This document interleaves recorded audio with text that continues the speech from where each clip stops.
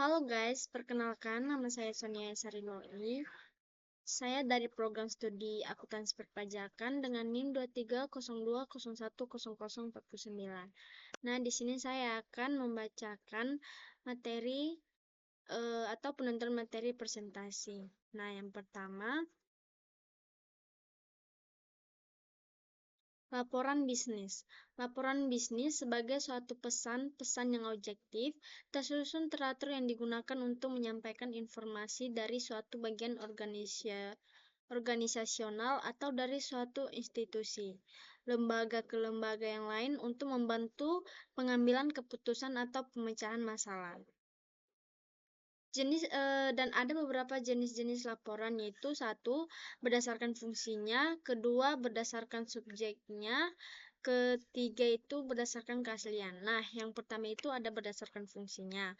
Berdasarkan fungsinya itu ada dua, yaitu laporan analytical atau analytical report, dan kedua laporan informasi atau information report. Dan yang kedua itu berdasarkan subjeknya itu yaitu suatu laporan dibedakan berdasarkan apartemen tempat laporan tersebut diperoleh. Dan yang ketiga itu ada berdasarkan keasliannya. Nah, berdasarkan keasliannya itu ada 4, yaitu laporan otoritas, kedua laporan sukarela, yaitu suatu dibuat atas inisiatif sendiri, dan ketiga laporan swasta, dan terakhir laporan publik. Nah, terus apa sih kegunaan laporan bisnis itu? Nah, bagi suatu perusahaan, pada umumnya penulisan laporan bisnis digunakan untuk memenuhi berbagai keperluan, yaitu satu, memonitor, dua, membantu mengimplementasikan kebijakan-kebijakan prosedur, tiga, memenuhi persyaratan hukum dan peraturan, dan keempat, mendokumentasikan prestasi kerja, kelima, menganalisis informasi, dan yang terakhir, memperoleh sumber. Nah, lalu apalagi, yaitu persiapan sebelum menulis laporan bisnis. Nah, jika teman-teman ingin menulis suatu laporan, teman-teman bisa memperhatikan dari definisi-definisi atau beberapa cara ini, yaitu yang pertama, satu, definisikan masalah, tujuan, dan ruang lingkup. Kedua, pertimbangkan siapa yang akan menerima laporan. Ketiga, menentukan ide atau gagasan. Keempat, mengumpulkan bahan-bahan yang diperlukan. Kelima, menganalisis dan menafsirkan data. Keenam, mengorganisasi data dan mempersiapkan outline akhir.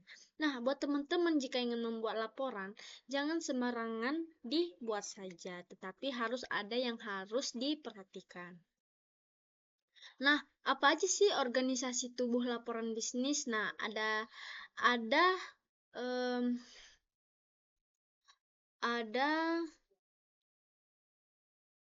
ada dua cara, yaitu menyusun tubuh laporan bisnis, kedua cara menyusun teks laporan bisnis.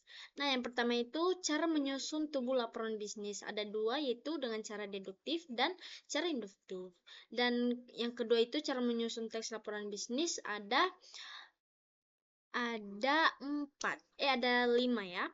A. 1. Membuat topik-topik atau kriteria. B. Menyusun urutan suatu peristiwa atau kejadian-kejadian. B. Menyusun urutan suatu peristiwa. C. Mendeskripsikan lokasi atau tempat. Keempat, menjelaskan suatu proses atau prosedur. Dan yang terakhir itu menyusun urutan tingkat pentingnya secara alfabet.